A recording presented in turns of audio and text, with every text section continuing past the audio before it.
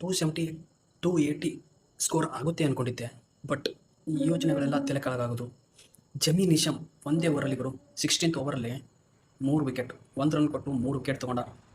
ಎಷ್ಟು ಆಸೆ ಇಟ್ಕೊಂಡಿದ್ವಿ, ಒಂದೇ ಕ್ಷಣಕ್ಕೆ ಎಲ್ಲ ಆಫ್ ಆಗಿಬಿಡ್ತು.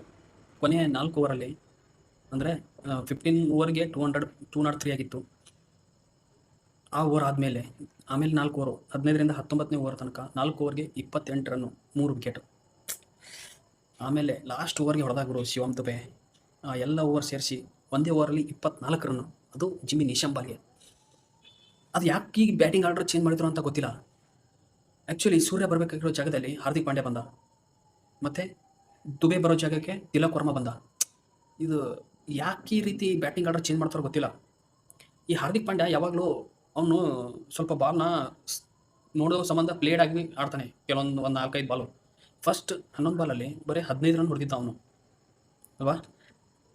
ಅದಕ್ಕೆ ದುಬೆ ಏನಾದರೂ ತಿಲಕ್ ವರ್ಮನ್ ಜಾಗಿಗೆ ಬರಬೇಕಾಗಿತ್ತು. ಬಂದಿದ್ರೆ ಇನ್ನೂ ಸ್ವಲ್ಪ ಸ್ಕೋರ್ ಆಗ್ಬೋದಾಗಿತ್ತೇನೋ. 260+ ಸ್ಕೋರ್ ಮಾಡೋದು ಹೈ ಸ್ಕೋರ್ ಇತ್ತು. ಆ 260 ಹೈ ಸ್ಕೋರನ್ನು ಕ್ರಾಸ್ ಮಾಡ್ತಿತ್ತು ಇಂಡಿಯಾ ಇವತ್ತು. ಮಾಡುತ್ತೆ ಅಂದ್ಕೊಂಡಿದ್ವಿ, ಬಟ್ ಏನೋ ಗೊತ್ತಿಲ್ಲ, ಆಗಲೇ ಇಲ್ಲ. ಒಂದೇ ಕ್ಷಣಕ್ಕೆ ಎಲ್ಲವೂ ಉಲ್ಟಾ ಆಗಿಬಿಡ್ತು ಗುರು. ನೋಡೋಣ, ಆದರೂ 255 ಇಟ್ಸ್ ಅ ಗುಡ್ ಸ್ಕೋರ್. ನೋಡೋಣ.